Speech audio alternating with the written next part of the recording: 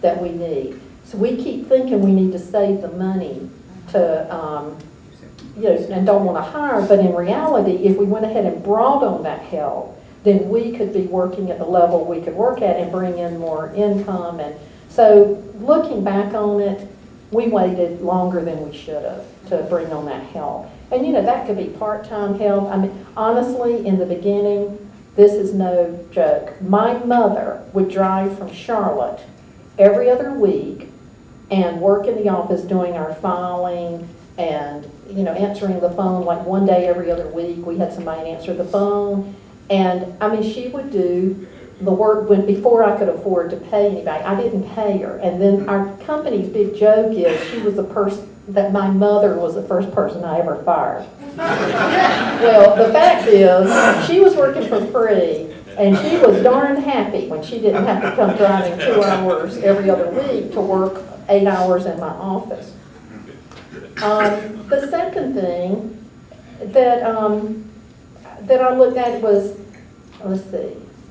that I feel like I diversified too fast. I think in my fear, and you say too fast, you never know what it would have been like, but looking back, I think in my concern that we would maybe lose funding here or have a need there. I've got these people working for me and their families are there counting on me, and I was always trying to look at, if this fails, where could we go here? Where could we get it? What could be our backup?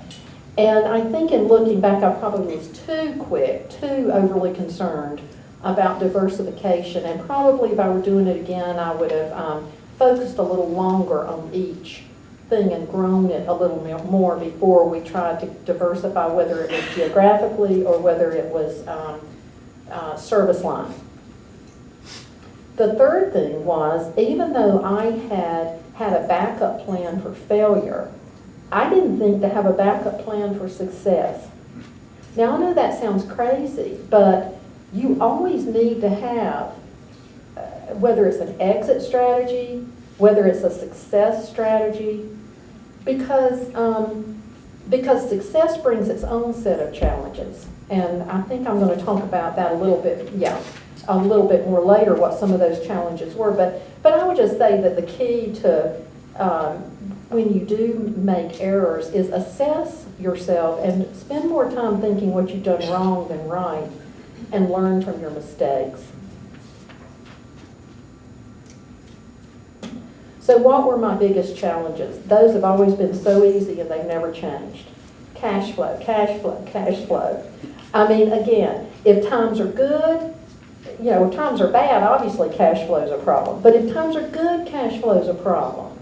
Because you're investing in opportunities and you're having to make choices about what is most important to invest and how much should I invest or borrow to make it, how big of an investment and which ones. And it's easy to get excited and say, I need to take this opportunity, to take advantage of all of these things. And so the cash flow thing is a continuing concern. It always is a concern, and it's always been our biggest challenge to do that effectively. I think that what I didn't prepare for was the fact that there would be more opportunities than I realized there would in those early years. So it was just a new thing for me to have to make those assessments and to get in my head that I didn't need to be grabbing at every opportunity I had, that I needed to let some go. My second biggest challenge was balancing my life, and I know I don't have to tell any of you that. I mean, that's a universal concern. In my case, I was committed to leaving work. My kids were 6 and 10, my husband was out of town. I left work at 3:30 every day, and I'll talk more about that in a minute too. So, I wanted to say something about this whole business of being disadvantaged. Well, first off, I never liked that term, disadvantaged, But as I told you before, being with public clients, being a DBE, disadvantaged business enterprise, was a plus for them. So eventually, we outgrew that status and lost that years ago. Now, some DBE firms plan their business around not outgrowing that status, because they want to keep that niche, but we chose a different route. Now, I'm going to tell you the pluses and minuses to this.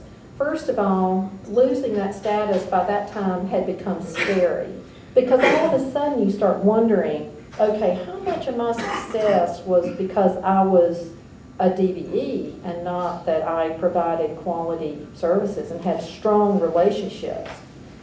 In looking back, I do realize how much confidence that it caused me to lose just because I got so, not going to call it a crutch, but in my own mind I started depending on that.